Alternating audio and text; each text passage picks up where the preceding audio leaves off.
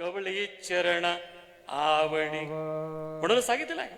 कसे अवस्थ असतात म्हणून आहे. कसे धरला बळकटा घट्ट धरला पाया. आता पाय सापडलेला आहे सद्गुरु राया.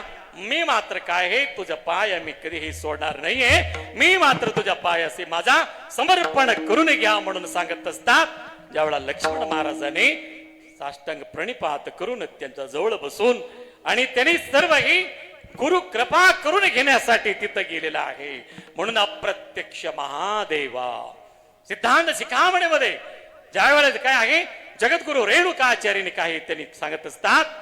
अगस्त्य महर्षीला उपदेश देत असताना अप्रत्यक्ष महादेवा सर्वेश आत्ममाया प्रत्यक्ष गुरु रूपेण वर्तते भक्ती शुद्ध.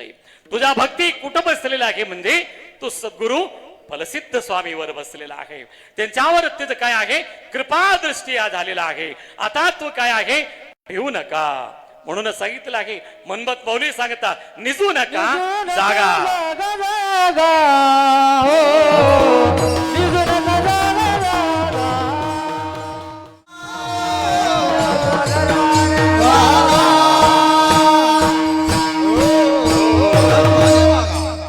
निजू नका जागा जागा म्हणून ज्यावेळेला काय आहे निजू नका. आता लक्ष्मण इथून मात्र निजू नका.